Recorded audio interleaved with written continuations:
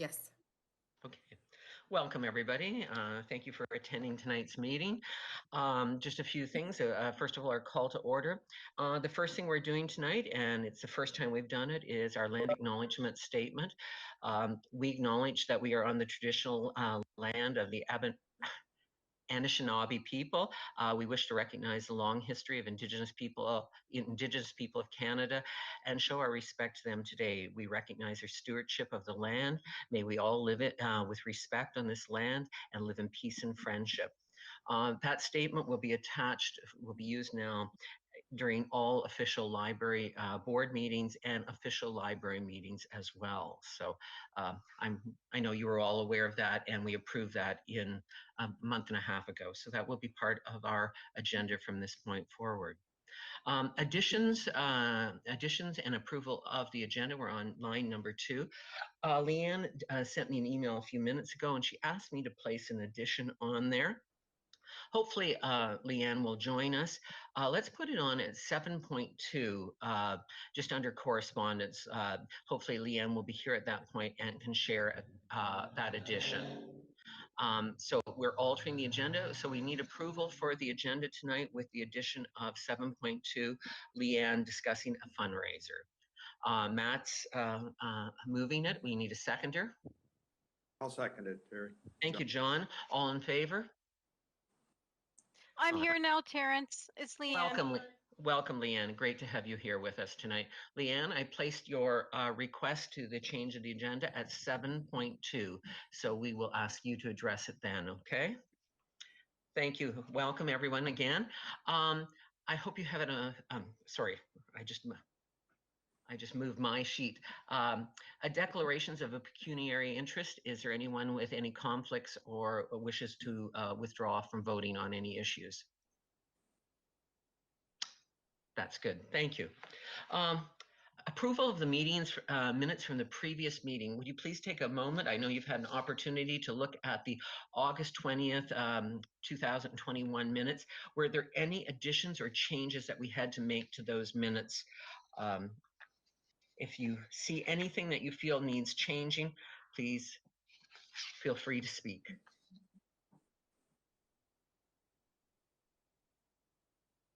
As a matter of fact, Nicole, I felt they were extremely accurate minutes, so I appreciate that. No additional changes, so we need a motion to approve the minutes from August 10th, 2021. Do I have somebody make that motion, please? I can. Thank you, Shirley. Shirley Lynch makes that. A seconder, please. Bernice, I'm happy to second. Bernice, thank you. All in favor? Great. Thank you so much, guys.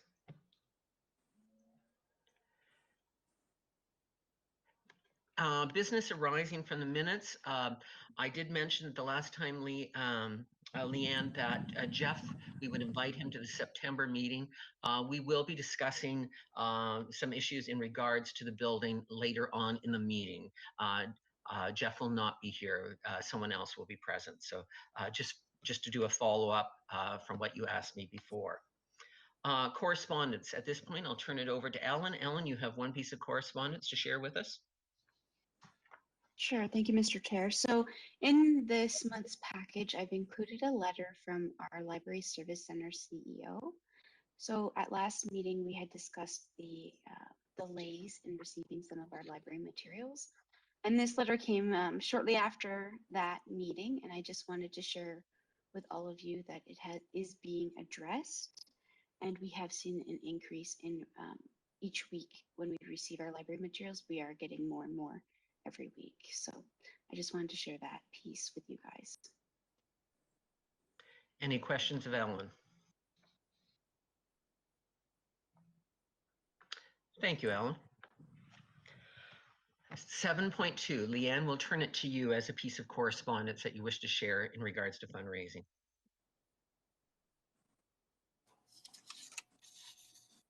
Leanne, would you please turn your mute button off?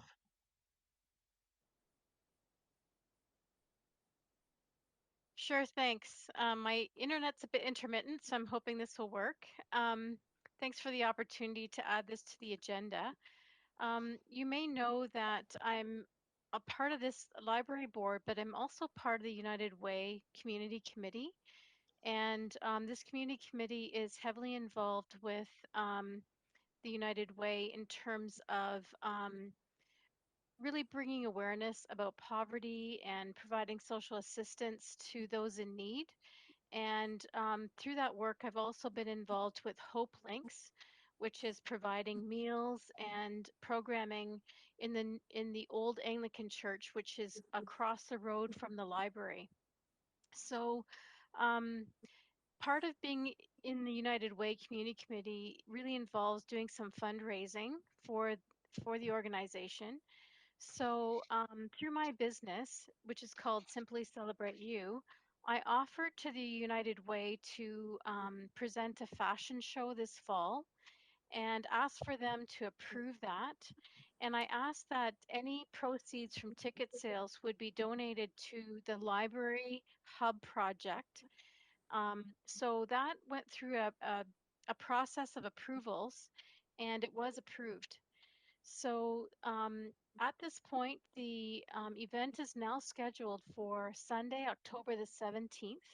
It is at the Listowel Agricultural Hall, and we are allowed through Public Health and the United Way to host 250 participants at the fashion show. And tickets are now on sale for $40 per ticket. And the ticket will include a light lunch as well as viewing the entire show. The doors will open at 12 o'clock, and at this point, we are anticipating needing to check for vaccination proof through, whatever is going to happen with the passport. And we will check that at the door as well as tickets. And participants would have lunch from 12 till 1. It will be a bagged pre-created lunch by the Listowel Egg Society. And then the show starts at 1 o'clock. And I have spoken to Terrence. I've actually spoken to Ellen as well. And we will probably have representation and speakers to provide greetings at the show. And Terrence has agreed to probably do that, as well as Mayor Kasenberg and Ryan Erb from the United Way.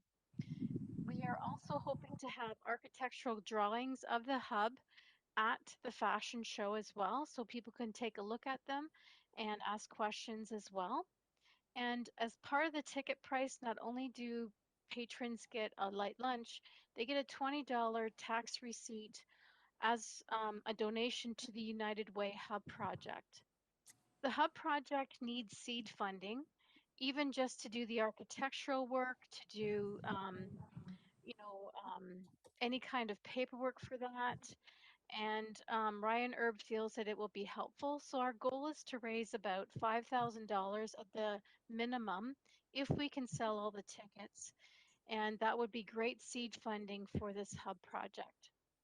So my company will be hosting the event and United Way will be providing some support for that. We'll have 12 models who will be doing fall, showcasing our fall inventory. And then after the fashion show, we're hoping to do like a draw where people would buy tickets and the proceeds from the draw would go to the project.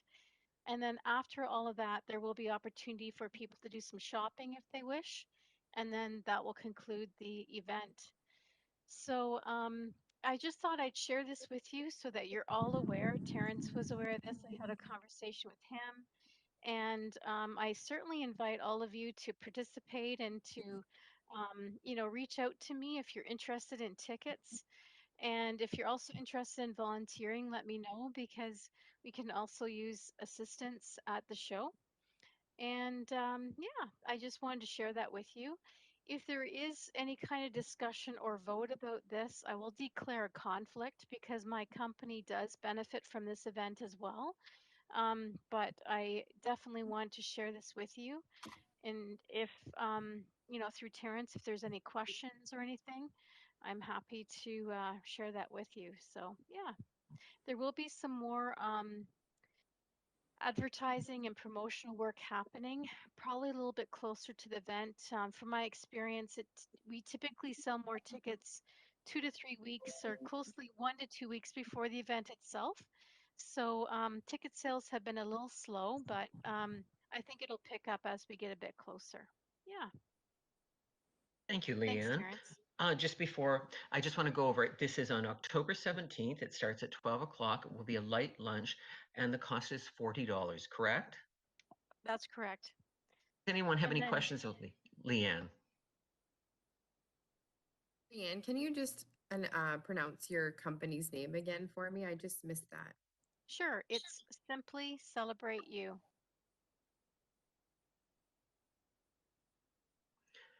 Leanne, you did reference that there could be a possibility of a conflict of interest.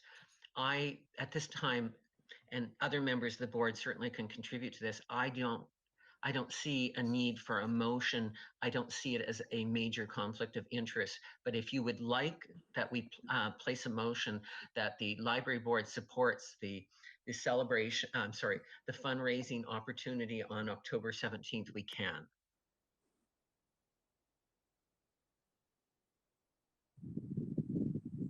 Any feeling on that? Hi, Terrence. Sorry, you were John. cutting out. Yeah. Oh, sorry. Go ahead, Matt. I'm sorry. I would almost recommend that it would be better, just given that Leanne had given the presentation, and this is only to cover our bases, as to receive the invitation for information. Okay. Leanne presented it, received it for information. We can all take a footnote of it. If Leanne wants to reach out, that's fine, but just to err on the side of caution, just given that there is a perceived pecuniary interest on yourself, Leanne, that we've received that as information, and that's where it stands. Thank you, That's Matt. my 2 cents. Yep, exactly. Okay. Well, again, thank you, Leanne, for going to the effort to do this, because it certainly will benefit the hub as it moves forward.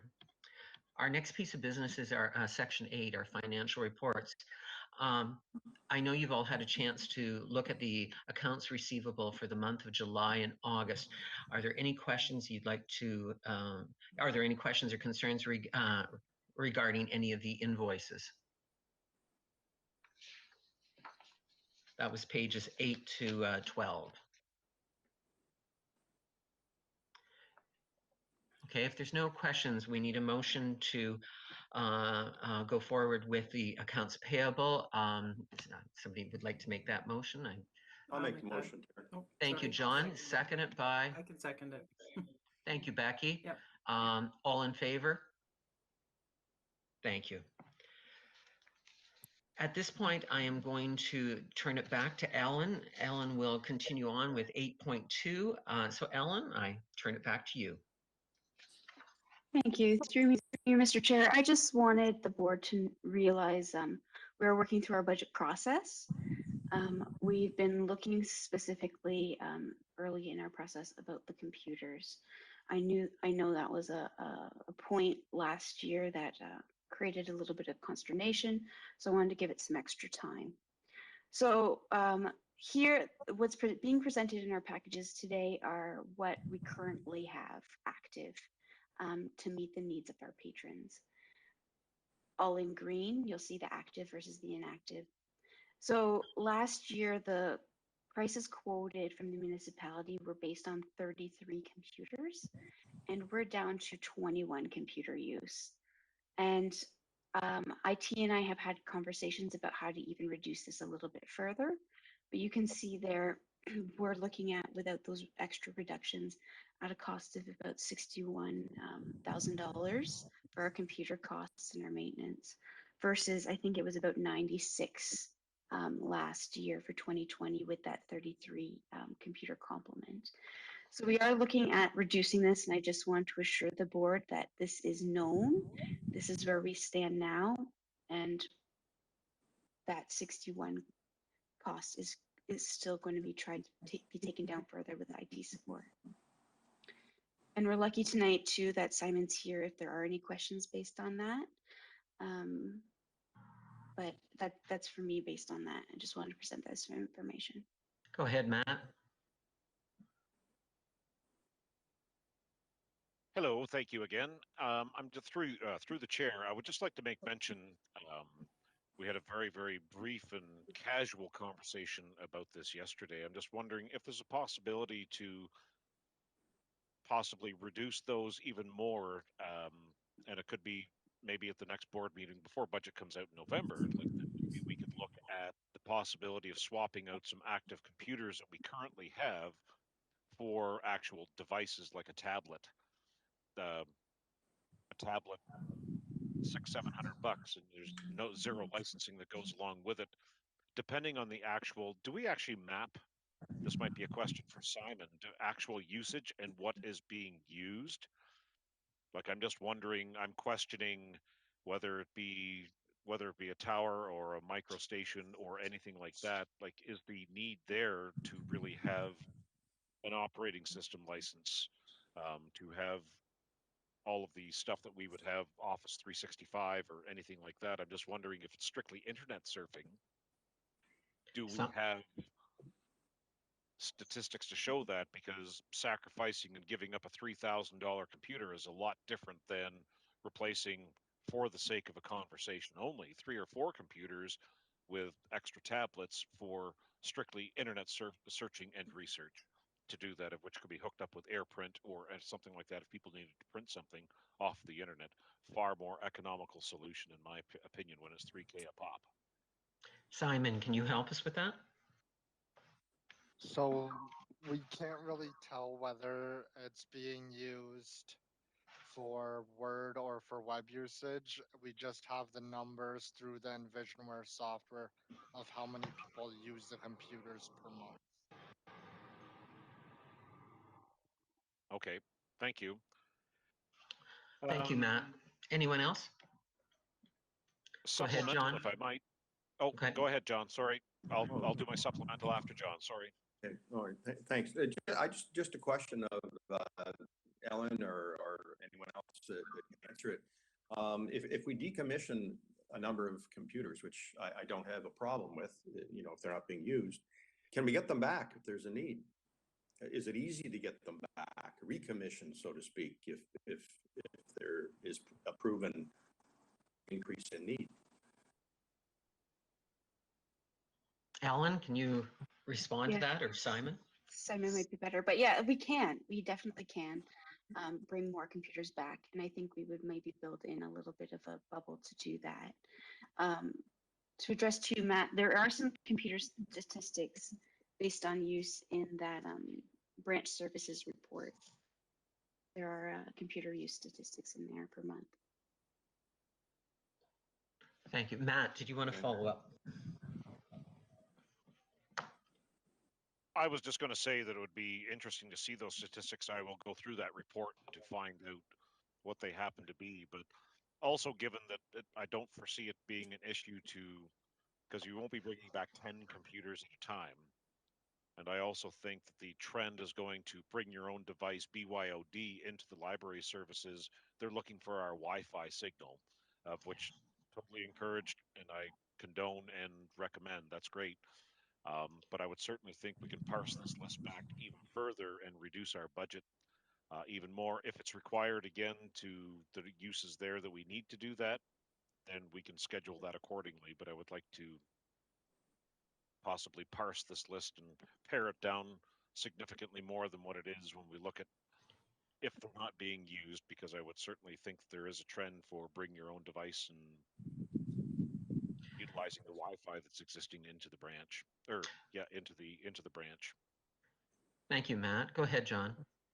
Yeah, and I'll ask this of you, Matt or Leanne. I think, correct me if I'm wrong, the budget, municipal budget allows the library 6%. Are they getting 6% of the taxpayers' dollars? Is that Approximately. approximately? Yeah, a little better than 6%. Yeah, so I'm just wondering, in light of cost reductions, which we're talking about right now with regards to the computers, it would be nice to maintain that percentage. But I also respect the fact and the conversation we had at the last meeting that if we're not using the money, we're not going to spend it frivolously, and we wouldn't do that. but somebody else can use it. So you either take the approach that you don't need as much, or you turn it back and it can be used effectively and in a timely manner. Is that, can we hold on to that 6% and then the monies that we don't need, that we're not responsibly spending, get turned back without compromise, without reducing that percentage to, whatever, 5% or 4%? You follow my question? Yes, I do. Matt, you respond first.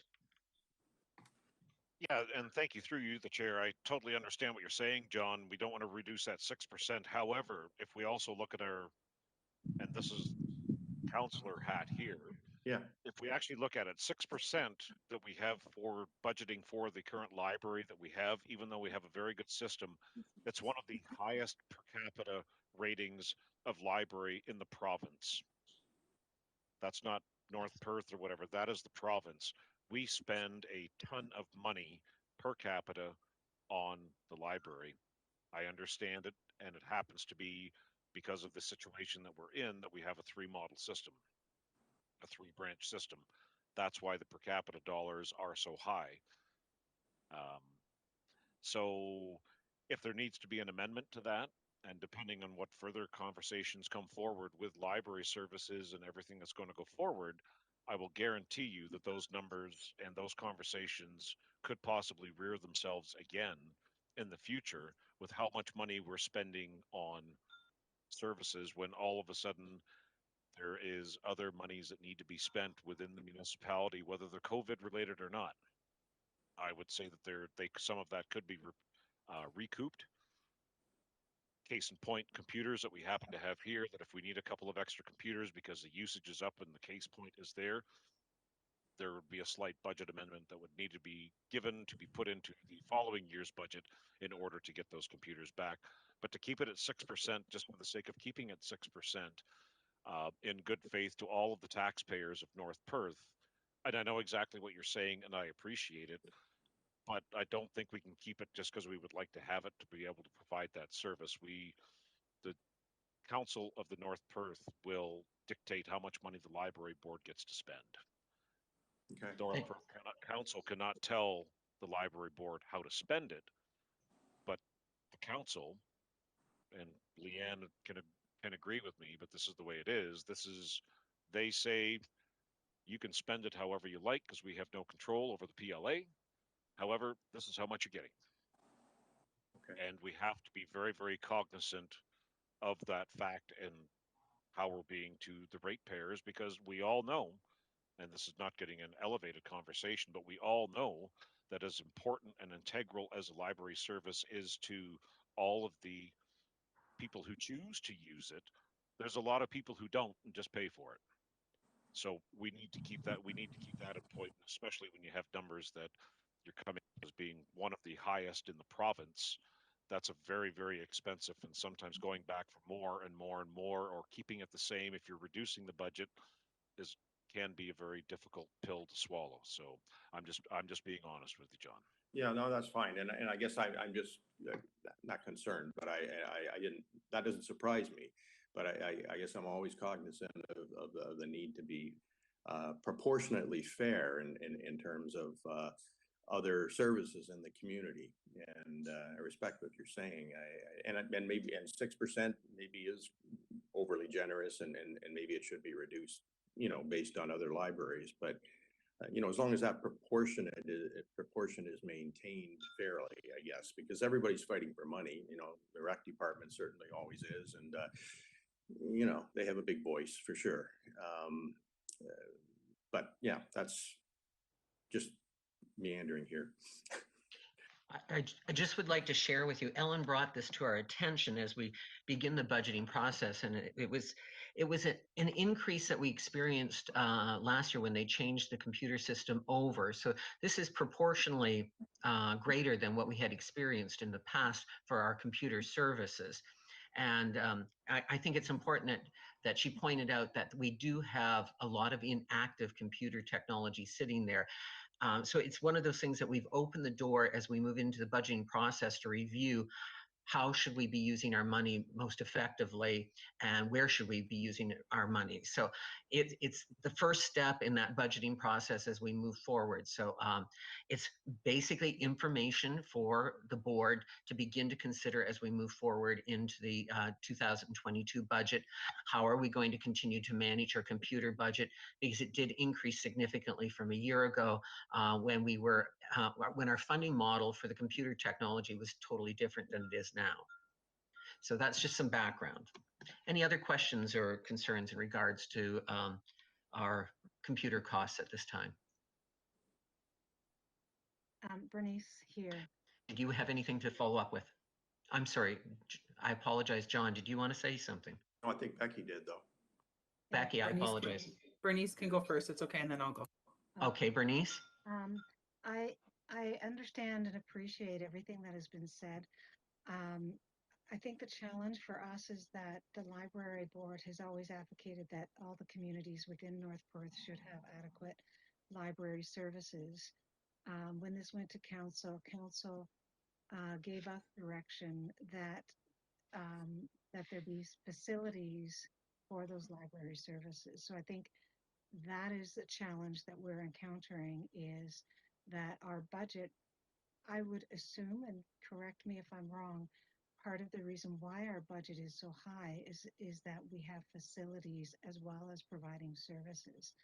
I am concerned that, are we going to start spending more money towards facilities, and we have to be able to provide this adequate services.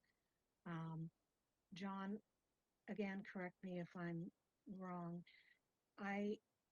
What I understood is, we have to be careful how much we say we don't need, because we're not going to be getting it back should we decide that we need it. Again, I understand what Matt is saying. I have young men living in my home due to COVID, and they have their own devices. I don't know if they would actually access or use devices from a public space at this point. So I don't know. I'm struggling on all those points. I see both sides, and so I think we do have to think carefully about that. So I just wanted to put that out there. Thank you, Bernice. Becky? Thanks, Terrence. So am I to understand then that the 21 that would be looked at potentially are the ones in green, correct? A portion of those, I believe, Okay. yes. Okay. Because I'm just like, I look at the Moncton ones and those are new. So I would hope those wouldn't need replaced. Correct? Ellen? It wouldn't necessarily be replacing them, Becky. It would be Okay. removing them because they're not being used, Oh, okay. to then So then reduce they our could be costs. repurposed somewhere else. Like they could be, okay. Yeah. Okay. But is Thanks. COVID affecting the use? Because Moncton opened during COVID. I think COVID definitely has a big proponent of this. We saw a lot of people fulfilling their internet needs with, I think, more creative solutions. People might have had to get internet at home where they never had before. You know, we're not sure either how long COVID is, but right now, based on our need as we go through budgeting, that's what we'll be looking at. Thank you. Any other comments? This was an informational item that Ellen brought forward to make you aware. So thank you, Ellen. I appreciate that. Ellen, 8.22 facilities. This is just for information as well. There's no part to the agenda. This is just something that we've been working on, and it was actually told to us after the agenda was sent out. They're looking at, with Jeff's new position, repurposing our maintenance fees and help him create his own budget pieces that way.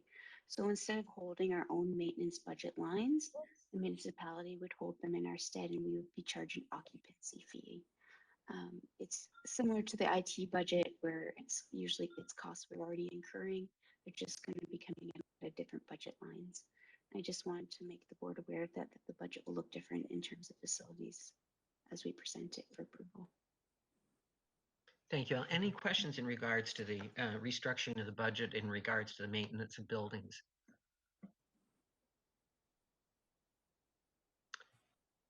Okay, well, thank you, Ellen. I appreciate your help. Mhm. We'll move on to the Friends report. Becky, do you have anything to share with us this evening? No. That Short and was sweet. quick and No, sorry. thank you. Yeah. Thank you. Thank you, Becky. We'll turn it over back to Ellen. We have a portion to go through that relates to our accreditation process. And at that point, I'll turn it over to Ellen. Go ahead, Ellen. Thank you. Through you, Mr. Chair. So this is, as I've told a few of you, our last grouping of policies to be up to date for accreditation, and I'm happy to say that. So what we have in our packages tonight is our circulation policy. It's just the usual stuff, a little bit of clarification language, a few formatting changes. And in that circulation policy, we've also added our interlibrary loan service. That wasn't captured in any of our policies we've seen so far, so it had to be captured somewhere, and circulation felt like the right place. OP03, our loan periods and fees for services. This is, it just was out of date based on some of our services that we're now presenting to the community um, that are just new. Things like our hotspots and those fees and loan periods for those, and things like our special collections. Those weren't represented in the last policy, so you'll see that being added to that policy here. The next one is the OP06, acceptable internet use. This one, again, formatting changes happened. The preamble changed a little bit just to add our mission statement about connecting people together. And just some things happened to clarify things. You know, one point was broken up into two and rearranged. That's mostly it. It didn't, the content didn't change much at all there. Is it this one? Yep. And then what the next one is the programming one, OP11. So again, just formatting changes, clarifying language, a few additions just to make it clearer. Children and Teen Services, OP12. I've renamed it to Youth, Children and Youth Services. I felt teen was a little bit too boxed in. The children's rights in public libraries appendices were added. That's why they're all in yellow at the back. And there's just a few clarifying points too, based on best practices from the Ontario Library Services. Thank you, Ellen. I did have a question about one thing though, Ellen. If we're changing the terminology to youth and all Rs, why is the Ontario Library Association still using the term teen through all their documents that you sent us on page 34, 35, all their documents still reference teen. Is that still the lingo they're using then? And we're just altering hours to youth? It's a bit outdated. It's already about 11 years old. Okay. And I'm finding a lot of other libraries are switching to youth too. Okay. And it's, I struggled with that as well, because in their actual example policy, it uses youth as well. So they weren't consistent themselves. Okay, So no, I was just they're wondering going to if switch. what it was about, because I noticed the difference as I read through it. So thank you. Yep. And then in the information services policy, there's just a bit of a new subsection and there's some formatting changes. These ones were probably the most minor policies we've had so far in regards to changes. But yeah, that's all of them. Any questions of Ellen in regards to any of the changes that she has made for accreditation? Now that we're coming to a completion of the policy documents, I mentioned to Ellen that I would like to come in November, and what we'd like to do is pull all the policies together, and as if several people asked for it, we would put all the updated policies together in a package, so all board members would have a current set of library policies at their disposal. I know we post them and everything, but this would just be for board members so they can reference them at any time. So thank you, Ellen, for a lot of work. Again, you need a motion to pass the changes made to the following policies. Can somebody present a motion for that, please? I will. Thank you, Becky. Becky places the motion that we accept the policy changes. Someone to second that, please. I can. I'll Thank second. you. Thank you. I think that was Shirley first. All in favor? Great. Thank you, everyone. Ellen, would you like to update us on the final stages of the accreditation process? Yes, so Or- now that all of our policies are accepted and approved, what happens now is that we continue to fill in our accreditation spreadsheet.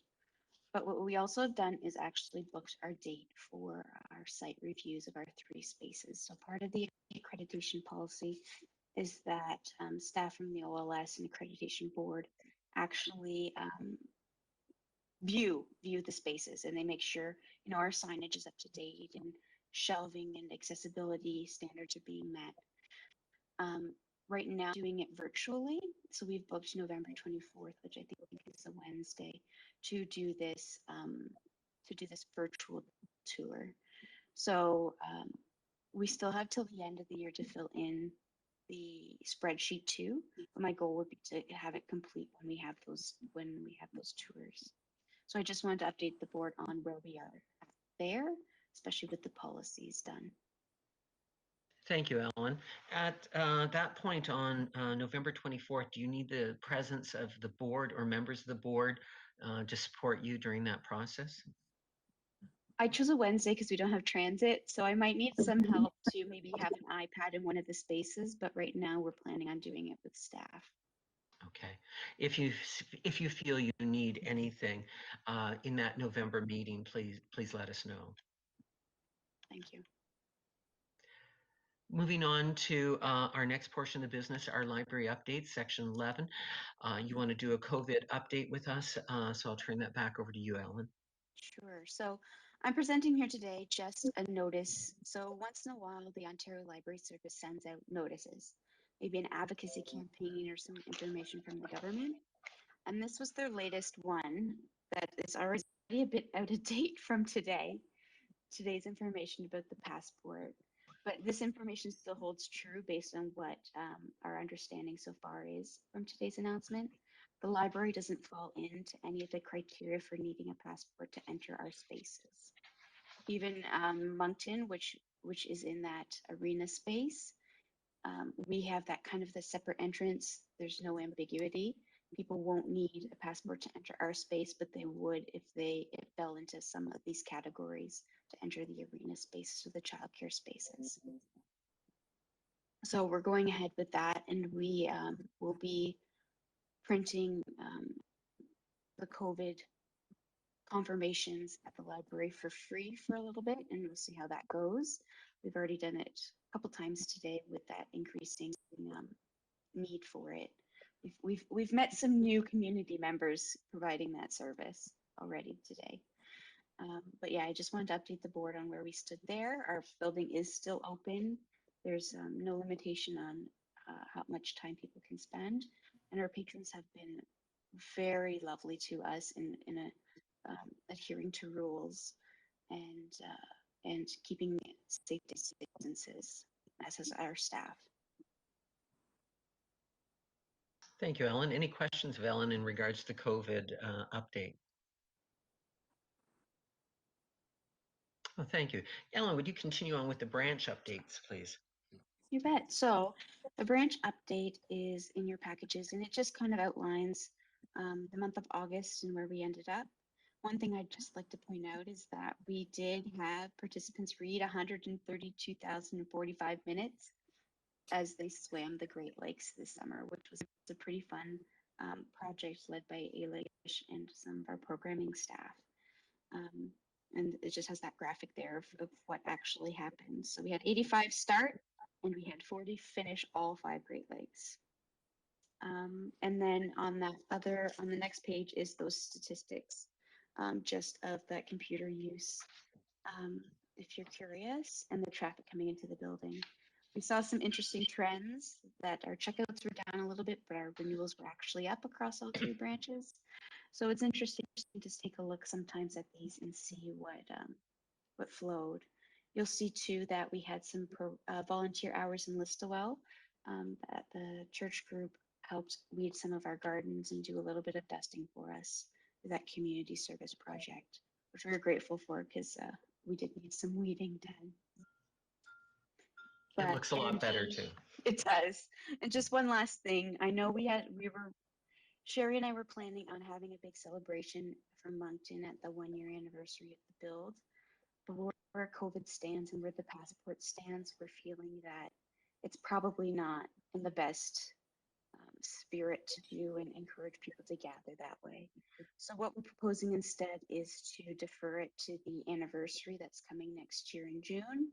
And we'll collaborate, and instead of kind of a celebration of that anniversary, it'll be more of just an open house. So we've already talked to those committees and we're making plans with them to participate in that way instead. But I wanted to make the board know that we have not forgotten about Moncton and celebrating that new build, but we think we have to defer it at this time. Thank you, Ellen. Any questions in regards to the branch updates? Okay. Ellen, a hub update. Hub update. So I just want to say, we'll talk about this a little bit later, but we are continuing to meet. We meet bi-weekly now with the architects, and one of the architects had come to the site last Friday to take a look. So the work continues, and we're looking forward to that. Yeah. Thank you, Ellen. And I know we'll have further discussion on the hub update at another time. The van update. So the van update. The van has gotten some more routine maintenance done. We did get the final bill from Stratford in the dealership. There was a miscommunication about, or just bad communication about the costs and getting that invoice, because we just got it maybe 2 weeks ago. The original quoted costs of about the 38,000 is staying, but the actual cost of repair was more closer to 48,000. But the city of Stratford is going to pay for some of that because of the miscommunication. So Julia out of Stratford, the CEO there, did finagle that a bit. So we will just be absorbing that 38,000 cost, and that will come out of our PCIN reserves, which are held by Stratford through those PCIN funds. We do have a PCIN board meeting, and we'll talk about it there too. So we might have more information at the next meeting. Thank you. You mentioned the other day to me, Ellen, that the van was out of commission for a day. Is that back up and running now? We are back, yep. Oh, good. That's terrific. Thank you so much. Thank you, Ellen, for all the updates. Let's move on to section 12, other business. Ellen has a package to present about Fine Free. She mentioned at the last board meeting she would share that with you. So at this point, I'll turn it over to you. I know you've all had an opportunity to read through the package, and I'll let Ellen lead this discussion. Thank you. Go ahead. So I'm presenting my report tonight to ask the North Perth Library Board to continue in 2022 to be fine-free. This would be in line with our PCIN libraries. The Stratford Public Library and the West Perth Public Library boards have already approved this for 2022, and St. Mary's and Perth East are presenting it to their boards when they start meeting again this fall. I think we're the first boards that meet. So I've presented this report in understanding that there was some hesitations last time it was brought up, and I would like to try to address some of those so we can move forward going fine free for 2022. So if you'll indulge me, there's just a few things I'd like to point out, that in that fine free movement, most libraries around us are either investigating or have decided to go fine free. So sometimes that's how we make decisions, is by looking at what our neighbors are doing. And you'll see in that list, you know, Innisfil, Idea Lab, Idea Exchange in Cambridge, Stratford Kitchener, they're all fine free. And fine free isn't new anymore. It's just kind of rolling out. And I think people are seeing that this is the right time during COVID, as they did a fine amnesty during COVID, to continue that going forward. So you'll see our current policies we did approve tonight, things like our loan periods and our fees for services. And when a patron reaches a certain threshold, they can no longer use the library. That's what that part's outlining. So it's just showing you where we are now. And this is across all PCIN libraries right now. And then there's a section on our own data.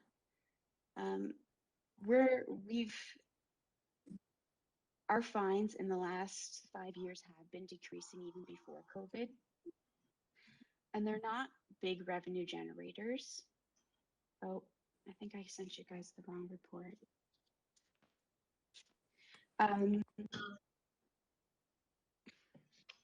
Yeah, so they're not big fine revenue generators for us. And you'll see that in the discussion piece. You know, fines do exasperate existing inequalities, where the ALA, which is the American Library Association, did declare it a form of social inequity. And when we as a library say that our goal is to connect people, these things are contradicting our goals and our mandates that way. And again, they're not sustainable source of revenue. I think it's 0.6 of our 0.6% of our budget currently being collected at that point. And about 1.6% of our patrons across North Perth have those limits on their accounts that they can't achieve. So it's not even affecting a large proportion of our patrons' fines in general. You know, and fines have been shown over and over again not to incentivize the return of library materials. We're not seeing in COVID slower circulation. I think the biggest thing there was the quarantine period that really hampered us a little bit about circulation pieces. It's not the return of materials. Our staff do a really good job reminding people when things are due, and our patrons are really good at returning them. And you know, our removal of fines permanently, although we have gone through COVID, still does increase the use of the library by the community. There's less stigma around it because people can afford the service again. And their perception, it's a more welcoming place if people don't feel punitively punished because of fines. So I'm proposing that we continue fine free past COVID into 2022 because of these concerns, and it's the trends of libraries, and showing that we care about our community and we really do care about that connecting them. But one thing that's new here is that through the PCIN, you'll see in the appendices, there's reports about the unique management services. So this is something that we'll probably be talking again at the PCIN meeting. This is a recovery services for library materials. It's a company that only deals with libraries. So they only recover library materials. And my favorite example of how gentle it is, they call it the gentle nudge service, is that they used to have seminarians making the phone calls. They do phone calls and they send letters and they update addresses so we can find people to ask them to return our materials. So in there is a report from the West Perth CEO, Rosemary, where she has previously come from. She used the service and it was, you know, it saved a lot of staff time. It was gentle. There was very few complaints about it. And right now, I think there's about, I've got it here. There's about 35 patrons who that service might apply to. But what I really like about this is that it is that fallback. If we really can't get the materials back in our own work, that we can then ask a service to do it for us to save that time and maybe get that address. So that unique management services are in the appendices, Appendix B and C, to outline that service. and I would like to just point out a few things about that report. You'll look at some of the numbers and they'll look really big. So at the last page of Rosemary's report, it shows that the North Perth Listwell has $19,000 in fines, lost materials out. But that's not like now. That's over the course of when we joined the PCIN. So since 2013. Currently, we actually have about $500 of materials lost. So even those materials lost costs are going down, and it's all controlled by staff, that process. So what I'm asking today is that we accept this plan to go forward with fine-free, considering the unique management system as that fallback, and that I would rewrite some of those policies we just approved for the new year to reflect that policy. Any questions or comments for Ellen? Go ahead, John. Yeah, thanks. When I read that, my first reaction was, fines free. I was sort of a little skeptical of that. Not having been an old collector myself at the bank, I realize it's not a pleasant task to collect money, but it seems like we're saying that there's a groundswell here, and I think we're going to be overrun by it. And I say that nicely, meaning it nicely. I somehow feel we need to teach people responsibility, and maybe fines would be one way to do that. It seems like we're saying that we're discriminating against low-income people who are, I guess, a significant number of individuals that owe fines based on those statistics you presented. And we don't want to lose those people for sure, but I think we want to do our due diligence and contribute to their development by encouraging responsible action. And people that are waiting for a book because someone isn't bringing it back infringes on my rights as a library patron and many others. Having said that, though, I feel it's a losing battle from what you've been saying, Ellen. And I don't take that personally. It's happening all around us. The one thing I feel really strongly about, and I think you're saying this, is that there would be no suspension of library services for someone that owes money until it reaches the point of $10, which, based on my mathematical abilities, I would assume that would mean 40 days.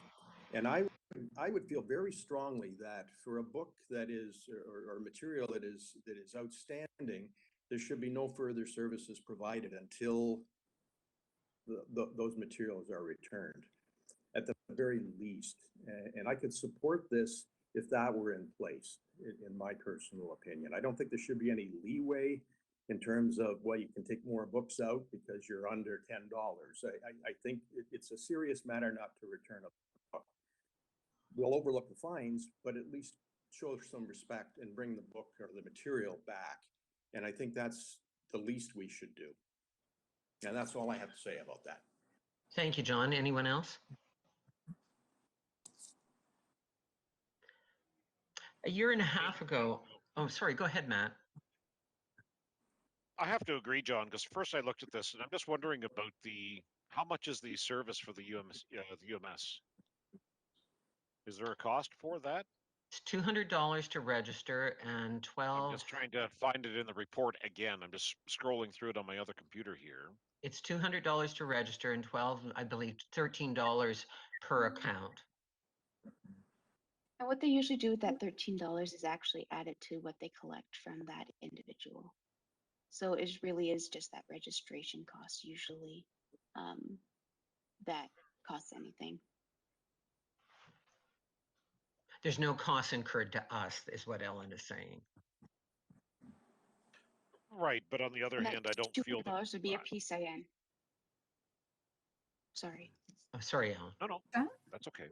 That $200 would be a shared cost for the PCIN. And at the end of the day, I'm kind of old school like John. That's still a cost for incurring to do that. On one hand, I agree that we can start to do that, but on the other hand, we have to look look at everyone, if you're looking about inclusivity and to do everything like that, just because you've had a book for 40 days and you have no intentions of returning it, well, after that day shows up, you can't rent another one. That makes it unfair. Like I've checked out books, they're still out, you're still out. Well, you're number 5 in the waiting list. Well, you get somebody who's waiting that in 2-week increments. That's an awful long time to wait for a book. So it should be immediate. You passed your deadline date, possibly if there's a threshold that we could come to an agreement on, I would be in supporting of this. But I do believe that there needs to be, I do believe that there still needs to be consequences giving out to people for not returning something that is not theirs.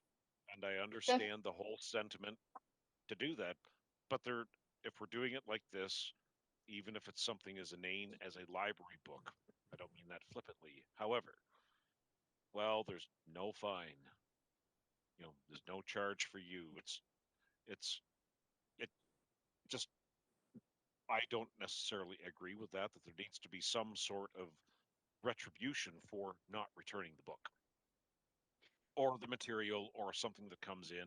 And I do believe with John, I do agree with John that it needs to be a much shorter period than up to reaching a maximum fine for that. There needs to be something a little bit more immediate that we will discontinue any future library service as a certain date and not up to the certain fine. I don't think Thank you. that's fair to the other people who are waiting. Thanks, Matt. Anyone else? The interesting thing, Matt and John, that I would mention to you is that we can set the parameters of our rules. If it's 40 days or it's 20 days, we have the ability to set the parameters, what we constitute overdue or in an inappropriate amount of time for overdue. So that is within our control to alter those. A year and a half ago when I read about this and I suggested we look at it just before the pandemic, I had seen the study through Solus and they had looked at Alberta, and what they had noticed was a dramatic reduction in overdue books. They had noticed an increase in the use of the library in terms of both patrons and the volume of material being borrowed from the library. And they also noticed a marked decrease, and I believe at that time it was 19% in lost and unretrievable books. So the costs that they had incurred to go in this direction, they felt over the long term, there was a recovery with it. Now, that was what I had read in Solus, as I said, almost 2 years ago and shared with the board at that time. Ellen has gone on and found other information. So I'm just sharing with you what I'm aware of in terms of fine-free. Is that, Terrence, that's making a case for fine-free, and Yes. I come to the conclusion that it's maybe I'm giving up too soon. It's a losing fight, perhaps, to suggest that we keep fine-free. I'm saying I'm fine with fine-free, but what I'm not fine with is outstanding materials and giving further leeway to return those outstanding materials. Or more specifically, that they not be allowed to borrow any other materials until those products they have are returned. That's all I'm saying. Yes, I'm not against fine-free. And I understand that. Point. Yeah. And I understand that, and I have no problem. And Ellen knows what my initial problem was with the concept. I struggled with the unique program of recovery. I had another term for it, but I'm not going to use it. But it is a form of, it can be, and they call it gentle, but I can see where it could be perceived in other ways. And I was concerned about that. What I asked Ellen to do before she presented it was to ask other libraries that are using the system to share, to give us some input about how that aspect of it has worked out. But again, the other thing is we can set the parameters for them. They do, if we would ever go with them, they do what we want, not what they like. if we want to set the terms, whatever the terms are for overdue or the amounts or whatever, we set those terms. The other thing that I noted when I read today's package was in no way do they do not file this against anybody's credit. That was what I was concerned about, because if you're a struggling person, and as the article pointed out, 50% of here in Perth people live below the not the poverty line, but live below minimum wage. To harass people that are struggling, I have a thing that bothers me as well. So we're just here to collect information. So if anybody else wishes to share, feel free. Bernice here. Go ahead, Bernice. Terrence, you did bring up the statistic that I was going to bring up, that it was at this point 50% of Perth County is is on or under the poverty living wage, and so there's so many barriers for people that are challenged. And also, if you look at there was a professor from Guelph that talked about mental health in our community, and it is due to COVID and that sort of thing. I don't have the statistics at my fingertips, but it is a real concern. I understand that there is a sense of accountability for people that are borrowing, but that also goes back to information that I learned in a poverty workshop. I just attend. I was not. It was primarily for people that are working, let's say, in certain professional capacities. I was there purely out of interest and just for myself, for my volunteer role with the board. That people don't necessarily have that skill set to be able to think in those parameters, and I understand that. But I think that to be equitable and to have full access, I strongly feel that that is so important. And also from a literacy point of view, if there is even a remote sense that there may be some measures that may be considered punitive, they may not be taking their children in or whatever. And literacy is so critical. So I can't speak to the one piece, but I guess I'm just reinforcing in terms of fines and that sort of thing. There's such complex societal things that come into play, and I really feel that everyone in North Perth should feel that they could come into our library, because it truly is the only place in the community that anyone can access on an equal level. So I guess that's my soapbox. Sorry. Thank you, Bernice. Anyone else? Yes, I'd like to jump in as well. Go ahead, Leanne. Terrence, thank you.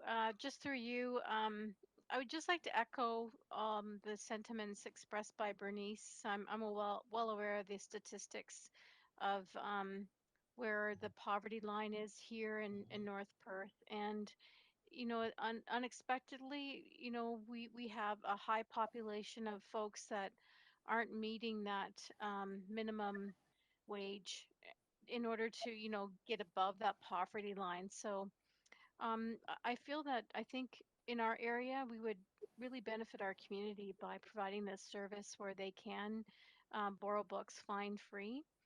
I do have a question though for Ellen, and that's just about in the event someone were to not return a book, can we ask them to, because they lost it, because things happen, could we ask that they pay a nominal amount to cover the loss of that book? And that's typically what public schools are doing these days. We have given up on all fines. We don't do fines anymore. But if a book is truly lost, they just pay a minimal amount. Sometimes it's $15 to $20, sometimes 10. It's whatever we agree upon. But if Ellen could clarify that, that would be great. Thanks. Ellen? Yes, through you, Mr. Chair. So yes, those costs and those fees wouldn't go away. So if a material got damaged or a material was lost, those fees would still be incurred. And that maybe is an incentive for some people to return materials. But you'll see, I think it's even the page up is there. It's that lost materials amount, and that's over so many years. But currently we have we've collected about $99 over the year for those lost materials because we're finding, even without fines, people are returning those materials. We're not even having to collect them. So, but those fines and fees would be in place for lost or damaged materials within this model. Anyone else have any comments? So Go ahead, Becky. thanks for that, Alan. I think that clarifies it. I agree with not getting rid of a fine altogether because, I mean, we always try and teach our kids responsibility, and it's someone else's property, right? So we want to make sure that they know that you have to return it if you've used it. So I do agree. I'm okay with the fine free, but like Ellen said, if it's lost or damaged, then there definitely should be some sort of a fee charged to get money back on that. So having been in that position, having not known where a library book is, it's the worst feeling in the world thinking you have something of someone else's and you haven't returned it. So anyway, that's all. Thank you, Becky. Shirley, did you wish to share anything? Oh, I watched an article the other day about, I think it was a library in the States, and they had people, you had to come into the library and read to pay off their fines. And they found that the fines, the books were coming back and found it very beneficial. And kids were, and adults were using the library more. But they paid off by reading. I think when people feel less threatened, we'll ultimately get books back. What I'm hearing is, though, from everybody, we don't have a problem with the fine fee concept, but we want to maintain some form of responsibility at the other end. If you lose, you destroy, you don't return a book, there's ultimately some ownership of that loss to the library system. And that's what I understood that the unique book collection that's when they step into place, is their challenge is to recover the book to get it back to us. That's the real challenge. I have no problem in looking at altering our timeline. When you talk about 25 cents a day and a $10 maximum, that's 40 days. I can understand John, and I can understand Matt's thinking that duration, 40 days to recover a book. I could almost argue that if a book is not returned in a reasonable amount of time and it's late, no other book should be allowed out at that time. We're waiting for that book to come back. If it doesn't come back after, a reasonable period of time, which I don't think 40 days one can consider reasonable. I think we would have to consider another amount of time, whether it be 10 days, 2 weeks, whatever it is. Then I think they do lose their privileges as soon as they move into an overdue situation, forcing them to resolve it by either extending their book or returning it. Any other comments or questions? Ellen, do you wish to bring clarity to this before we move on? I just want to speak to the actual schedule. So although we can suggest changes, these are actually things set by our PCIN group. So we have, 1 in 5 influence to change these noticed times. So I would like to bring that, like, it's not super flexible. It's complex in the system to change it on an individual basis and causes confusion across the PCIN. Okay, so PCIN has defined it. Yes, and it's recently been streamlined a little bit. It was a little bit chaotic. So yes, that's just, I just wanted to clarify that point. Thank you, Ellen. To Terrence? Go ahead, John. Ellen, just to clarify, what did you just say? Did you just say that the PCIN has approved this already and we really don't want to tinker with it? Is that what you said? So it's just that notice schedule. So I think it's in the second page of the report, there's a chart there and it says the notice type and the type of collections. And that's what outlines it's in 35 days you're being billed for material after it's been lost. It usually doesn't take 35 days to get there because, staff have called or sent mailers. but and 21 days for special materials. That chart has been kind of finagled and kind of finessed by the PCIN group. So although I can suggest changes there, we don't have, this isn't just ours. We would have to get the PCIN to agree to it all. And I'm not sure that's likely. Okay. Just, I don't want to, Terry, I apologize if you cut me off if I'm leading in a different direction here, but I'm on the PCIN and we have a meeting tomorrow and the subject is on the table, I think, Ellen, tomorrow, fines free. My thoughts on that would be each individual library is autonomous and the decisions made by the local board, our board, should rule in our area. And if a decision or any decision has been made prior to our board agreeing to it, that impacts on our library, then maybe there's something wrong with that. I would rather have this meeting and then we agree and fines free and whatever other option to tie into that and then go to PCIN, to come to some consensus perhaps. But I'm grappling with that a little bit. Okay, go ahead, Ellen. So those notice types, that's an operational issue, and it's a limitation based on the software we have. It's not necessarily a PCIN thing. It's just because we're limited and we discussed it to make those decisions. And it's operational. It doesn't affect any, financing or anything that way. It's Okay. it's not that governance piece. So that's something that's always been done at that, just to make it easier at that PCIN level. It doesn't implicate at all the fine-free report. It's just for information of where we are now. Okay.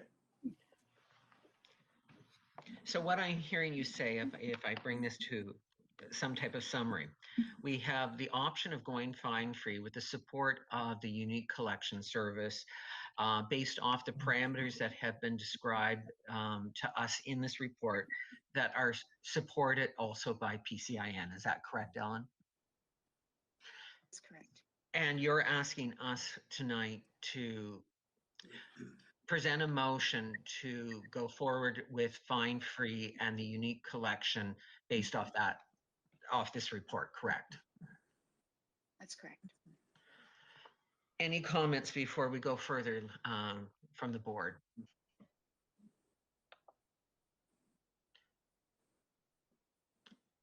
Okay. Would anyone like to present a motion that we go forward with Fine 3 starting in 2022, following the plan outlined by Ellen in the package with the Fine Free and unique collections and the guidelines outlined by PCIN? Leanne, you're presenting the motion. Oh, I'm sorry. Do you have a question, Leanne, or are you presenting the motion? Okay. No, I'm Leanne's, happy to make that motion. Leanne's presenting the motion. Do I have a seconder, please? I'll second it. Thank you, John. All in favor? Okay, let me just see. I got to see if it passes. Please leave up your hands. And the motion passes. Thank you.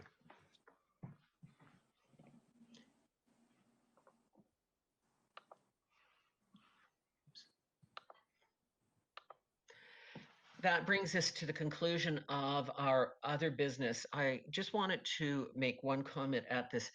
Ladies and gentlemen, tonight we ask you to pick up a package at the library. I hope you were able to pick that package up.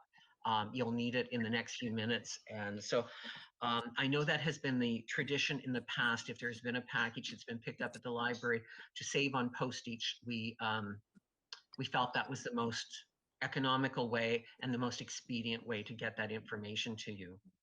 At this time, I need a motion that we go in camera. We'll be discussing the acquisition of land or building. So I need a motion to move us in camera. Thank you, Matt. Seconder. Thank you, Shirley. All in favor? Thank you. I will ask Nicole to take us in camera and let us know when we're there. Thank you.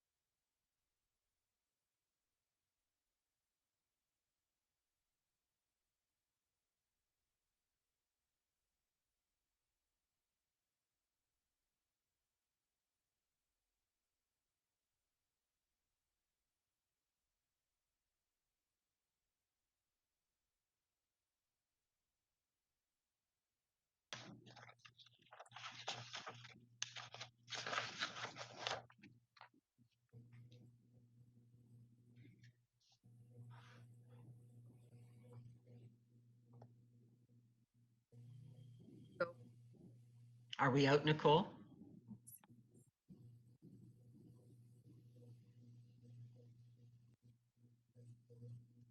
Nicole, are we out? I'm sorry, I didn't hear you. You have no volume there, Nicole, but you're nodding your head yes, so I assume we're out. Thank you. We're doing, we've moved on to number 14, which is adjournment. Before we adjourn, I want to remind people that we do not have a meeting. I went back because I was rather confused about our meeting schedule. We were to have this one on September 7th, and we did mention that last meeting because we had the later August meeting. We pushed this one forward. We have another meeting scheduled for November 7th would be our next regularly scheduled meeting according to our scheduled dates. I do not know if we will need an October meeting, and that would fall on October 9th. I just was wondering, is there any concerns if we have to call a meeting on October 9th? That would be likely coming back for the approval of the transfer of the land, for any business that we have to complete. Terrence, Yes. meetings like that are at the call of the chair, so. Okay, well. I appreciate your generosity in asking, but you can just call the meeting and we can make it so. Well, that's fine. At this point, our next regularly scheduled meeting will be November 7th at 7 p.m. If there is a need for an interim meeting, I'll let you all know as I have in the past. So at this point, I need a motion to adjourn the meeting. Thank you, Leanne. Seconded by Matt. All in favor? Thank you so much, guys. Have a terrific evening. I appreciate all your hard work.